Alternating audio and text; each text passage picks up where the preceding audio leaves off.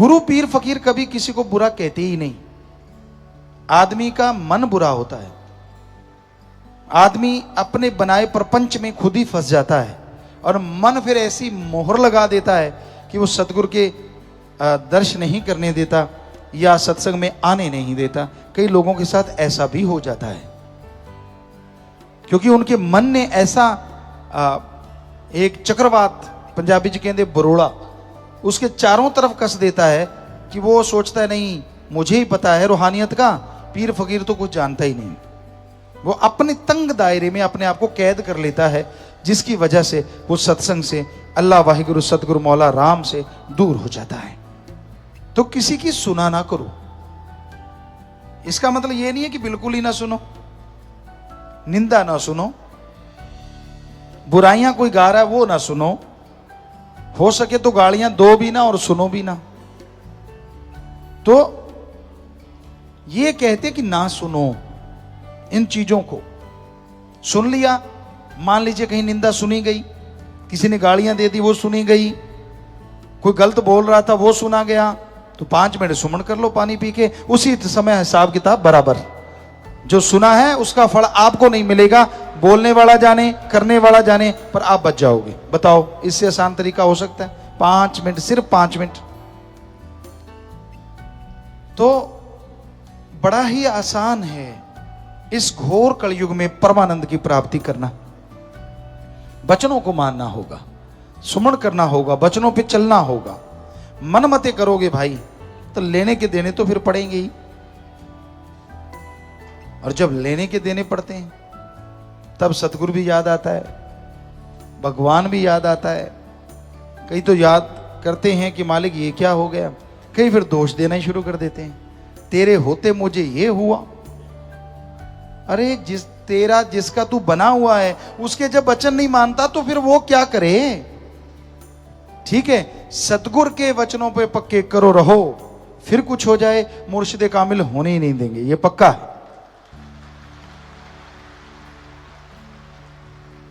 अब बाप तो जज है, बेटा डाकू बन गया, डाकू बन के वो पकड़ा जा रहा है, सजा हो रही है, कहता मैं जज का बेटा हो के मुझे सजा। अब बेचारा जज क्या करे, तू तो बुरे कर्म करके खुद डाकू बन गया है, कर्म तो तेरे बुरे हैं, बाप क्या करे भाई?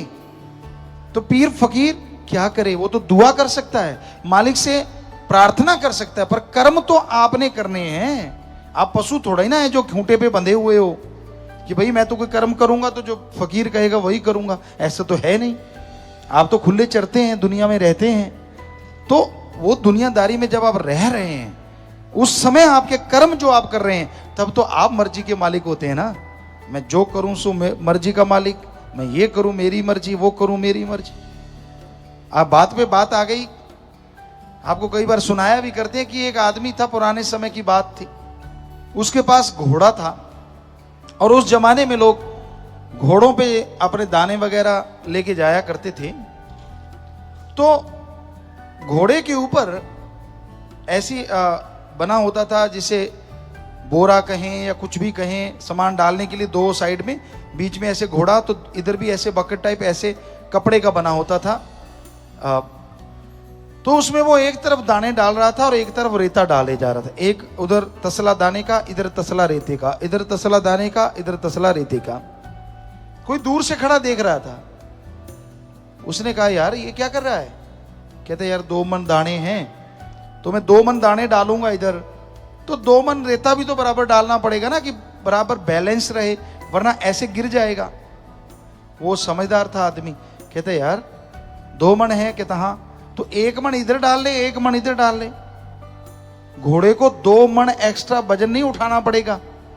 क्या फर्क पड़ता है अगर तू ऐसे कर ले तो? कहता सुन, घोड़ा किसका? कहता भाई तेरा। चने किसके? कहता भाई तेरे। तो कहता फिर तेरे पेट में दर्द क्यों? मैं तो ऐसे ही डालूंगा। कई ऐसे अड़ियल टट्टू होते हैं, जितना मर्जी समझा लो, मैं तो ऐसे ही करूंगा, और जब पढ़ते हैं लठ, कहता गुरुजी मैं तो तेरा बंदा, भगवान मैं तो तेरा बंदा। अरे तेरी काली गो, पीली गो, नीली गो, तो जब सांड बना हुआ था तब किसका था? तब तो अकड़ता था ना, मेरे को क्या होने वाला है, मेरे को तो कुछ भी नहीं होता, मैंने तो ये कर्म कर लिए, वो कर्म कर लिए, मेरा तो भाड़ बांका नहीं हुआ। वो सब देख रहा है। जब होने पे आया फिर आप तिल मिलाओगे, फिर आप भगवान को दोषी ठहराओगे।